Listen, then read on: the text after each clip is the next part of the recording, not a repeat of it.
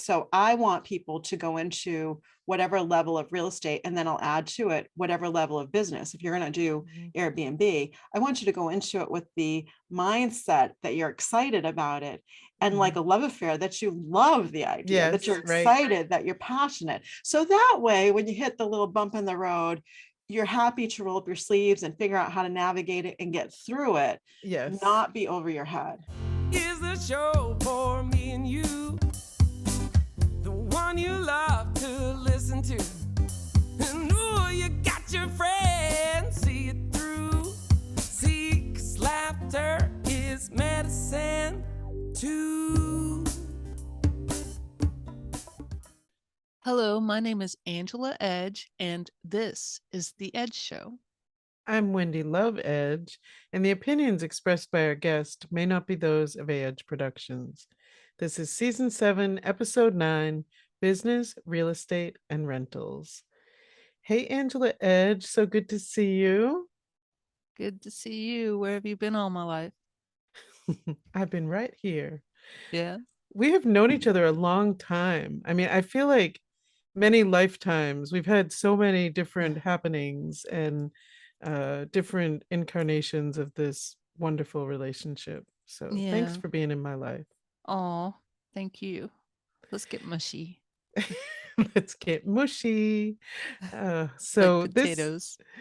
Like potatoes.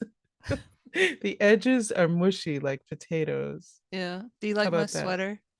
I love your sweater. If you're listening on podcasting or the radio, you are missing out on this sweater, which is vibrant. I think it looks great on you. I'm wearing it in celebration of it being 70 degrees outside. Finally. It's been really hot in Arkansas and in Massachusetts. We've had a really hot summer here in Massachusetts also. Yeah. It's crazy, crazy times outside. Yes. So it is nice to be able to put on a sweater and feel comfortable, I would imagine. I love fall clothes. Like, I do too. Yes. Bundling up. It's not too cold. It's not too hot. Yes. You can wear layers. It makes me feel cozy and safe. I love it. Well, you must be feeling very cozy and safe tonight in your sweater. Exactly. Well, this episode is about business, real estate, and rentals, as I mentioned in the beginning. And you have embarked on a short-term rental business. It's exciting. Oh, yeah. It's a little stressful. Yeah. Because I started an Airbnb in our house. So we split up half of the house and made the master suite its own unit and with its own entrance. And it's just, I think the stress of it is I had my first guest last week and I was kind of walking on the eggshells because it's in the same house. Oh, right. And I was just kind of like worried the dogs would be too loud or I'd make too much noise in the kitchen or something like that.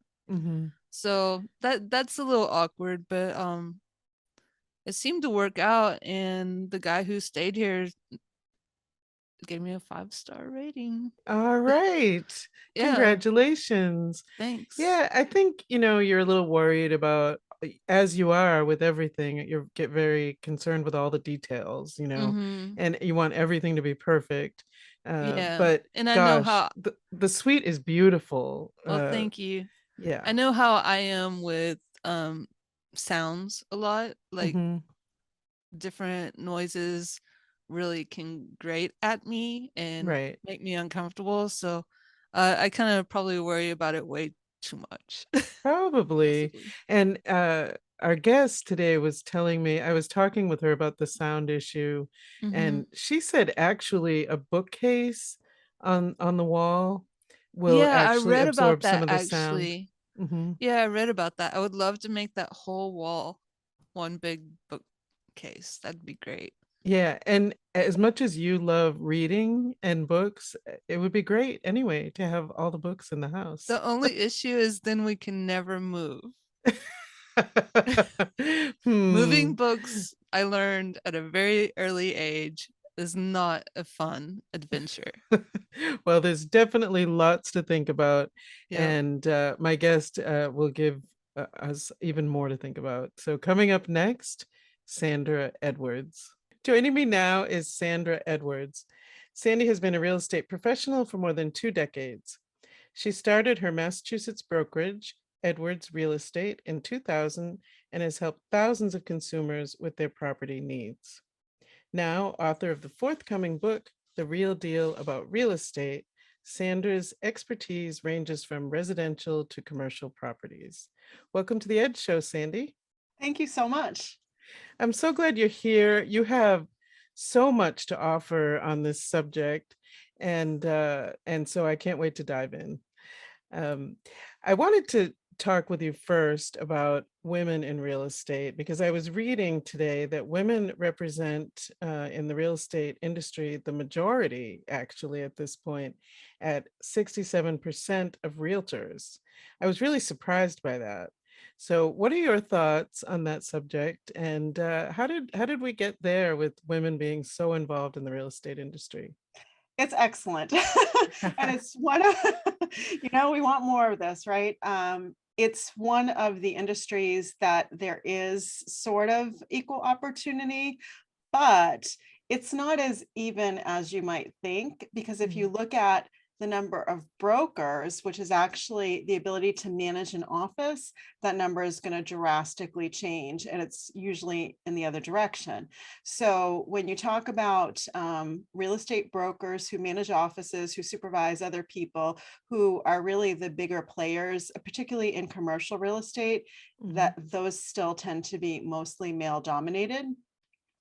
But because in the broader context of real estate transactions, including your residential real estate sales, which are just as important, we have really a need for people who are willing to be consumer advocates, to work and get along with people, to cooperate and negotiate. And women historically have been really great at that role, particularly one group that I've seen be very successful are former teachers who have come and made the transition from teaching and then kind of started on the side doing real estate and transitioned that way. It's not always that way, but a lot of times people that have been in the teaching profession have been able to be especially successful.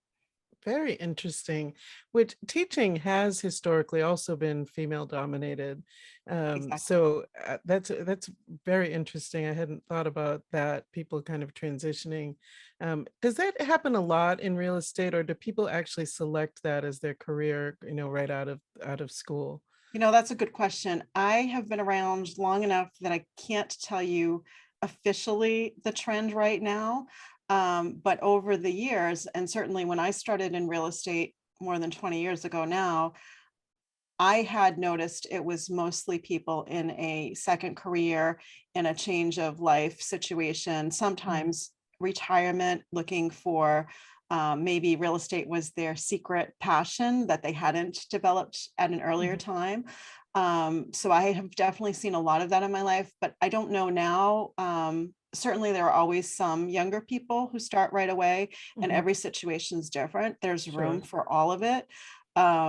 But it's an interesting dynamic industry. And then it's a bigger conversation really, because the nature of the sales part and what has historically been really competitive can make it sometimes harder for people to feel comfortable to be included.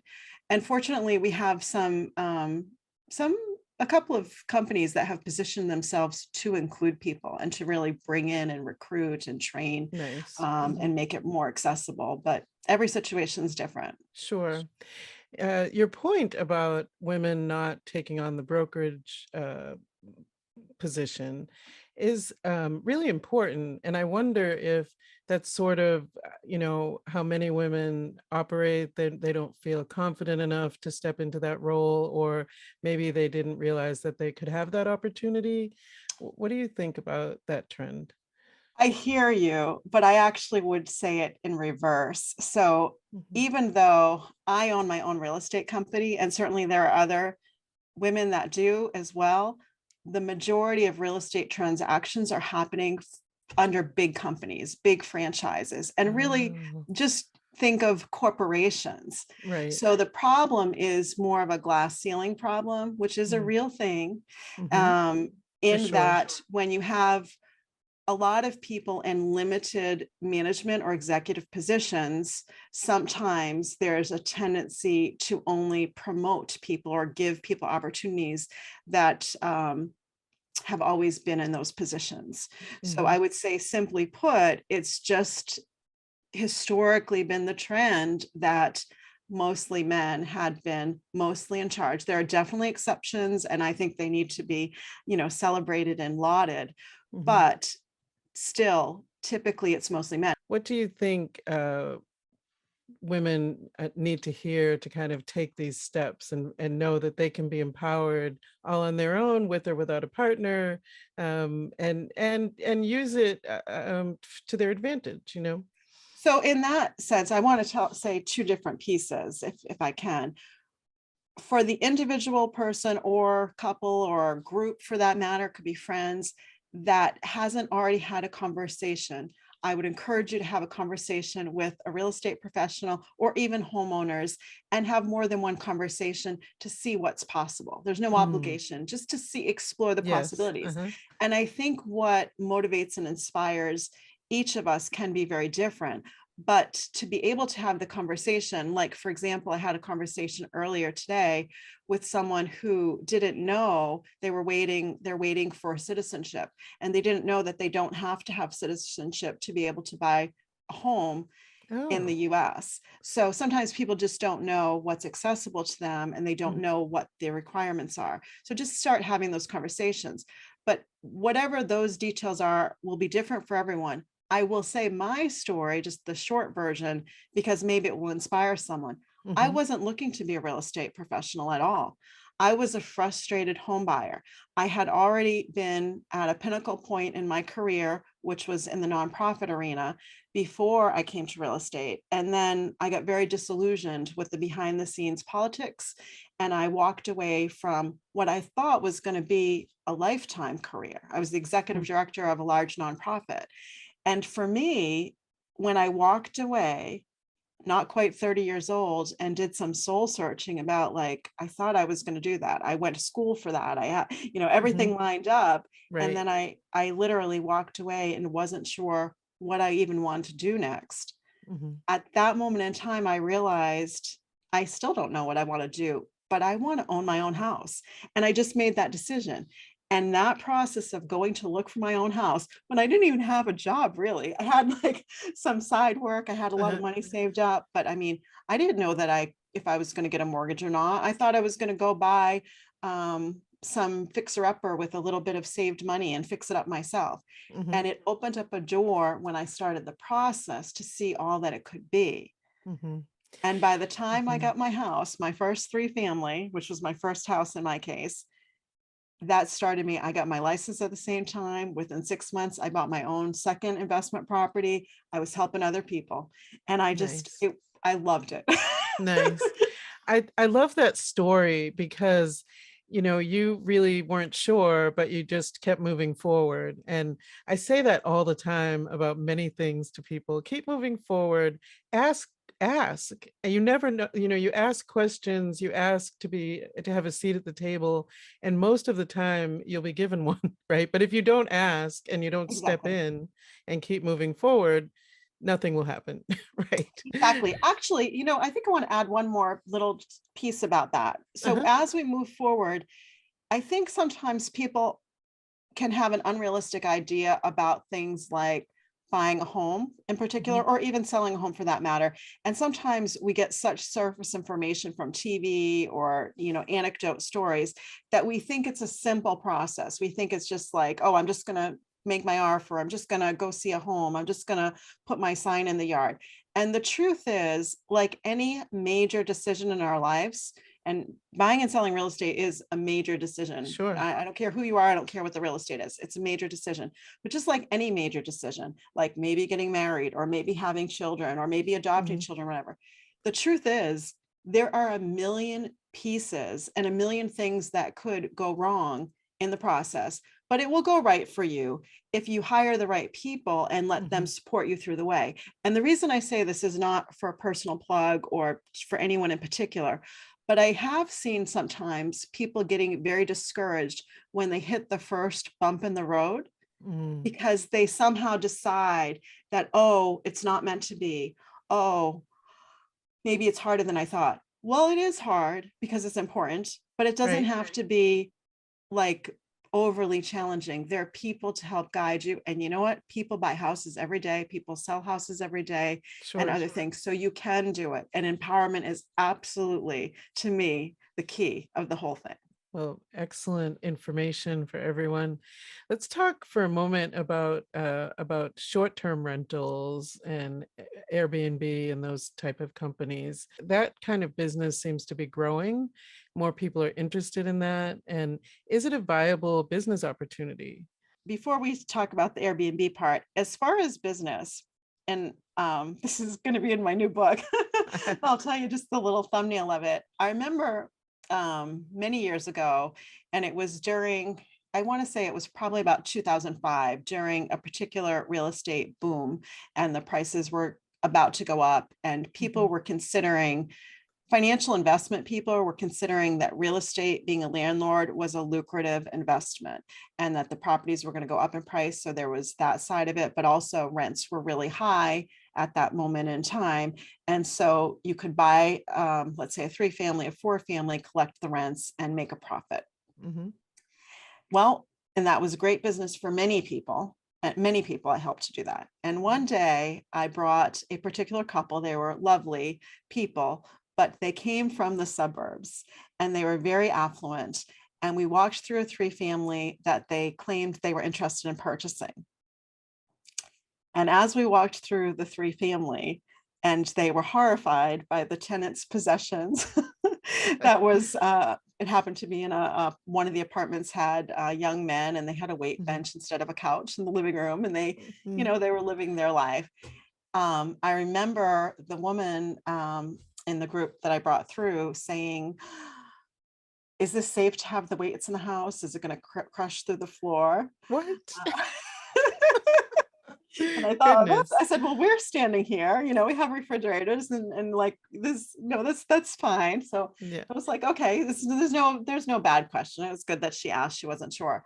But then it sort of raised my awareness that she wasn't familiar with apartments. Mm-hmm. And her next question was, who hangs up the pictures on the walls? Like, is that the landlord responsibility or not?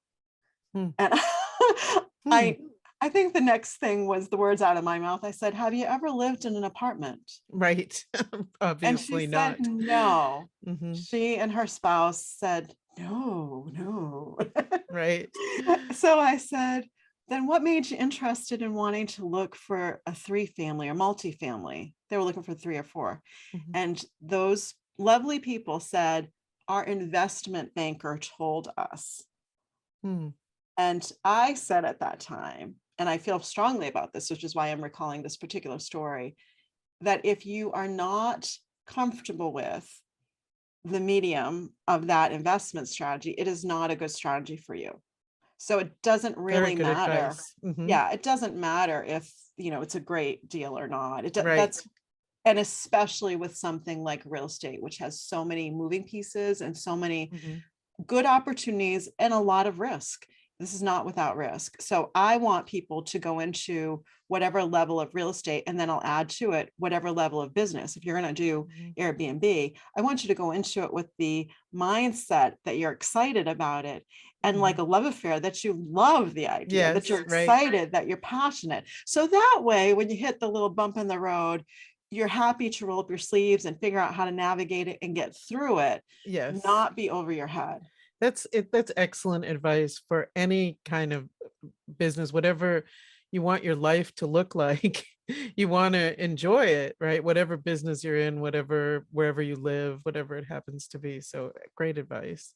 So if you do really love the excitement of setting up something that you can kind of create your own vibe, inviting people, like if you like the idea of hospitality, whether you want to bring them into your own house like I did and have them, stay with them and entertain them. I made breakfasts and, got to meet people from all around the world.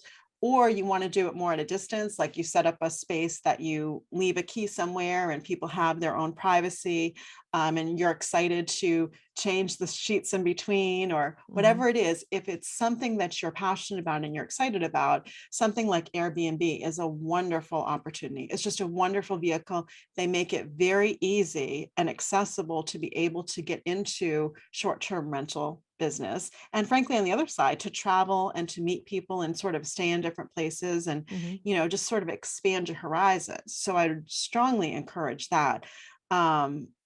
If it's remotely what you're called to, check it out, talk to people that have done it, get more information. Even when you get to that point, I would say the one caveat is it doesn't have to be the way someone else did it.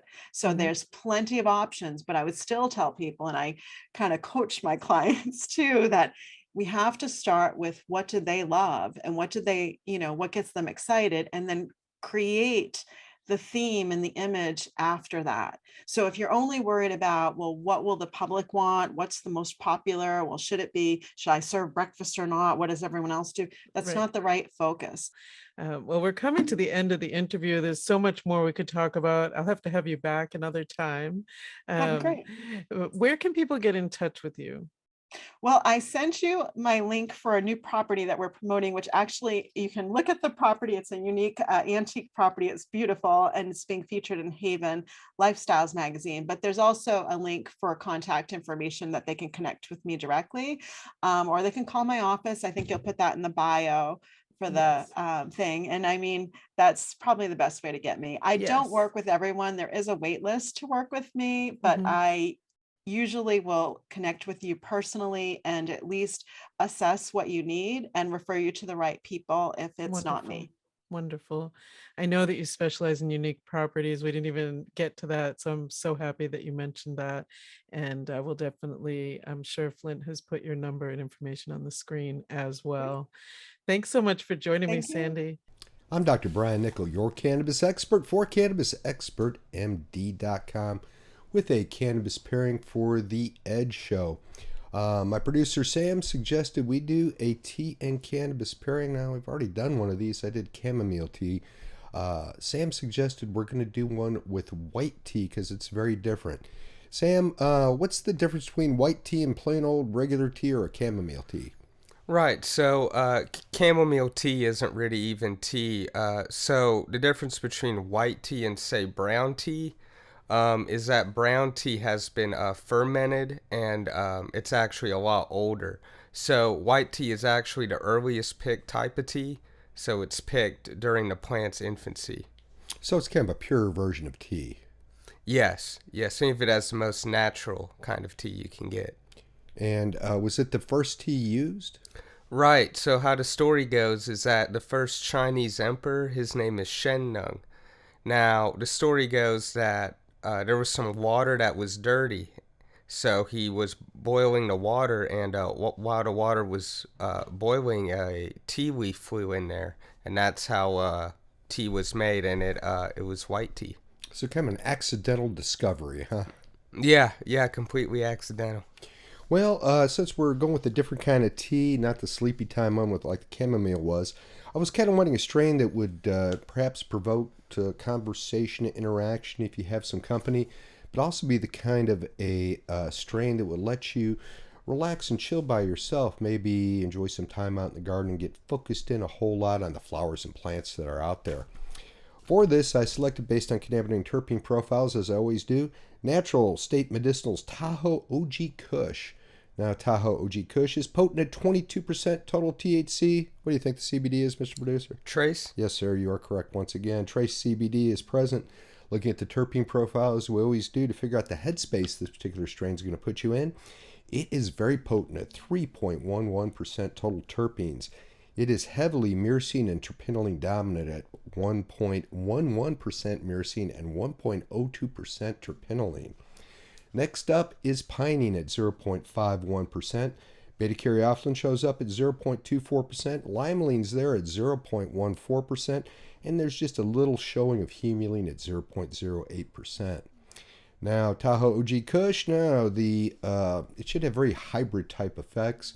The myrcene and THC, of course, give a very, very quick head buzz that settles in very nicely with a very chill but not overly sedating base that you're going to see with the terpinolene. The presence of significant pinene, now that's going to give you a little bit of energy and focus. The beta caryophyllene, now that is going to add to kind of the overall relaxation effect, take care of any depression and anxiety you might be having. The limonene, again, is going to help with anxiety as well as give you a bit of a mood relief. A little bit of humulene in there is not going to be a real big player. Now, that makes really Tahoe OG Kush what I would consider the perfect tea or perfect strain of flower to enjoy with white tea. Sam, I picked some up the other day. I've got myself, there's different versions of white tea. I didn't know about this. I've got some silver needle tea here. It's pretty good.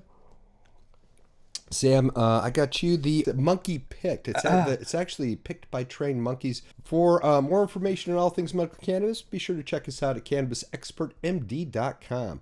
We're also available on YouTube, Instagram, Facebook, Twitter, and relevant under Cannabis Expert MD.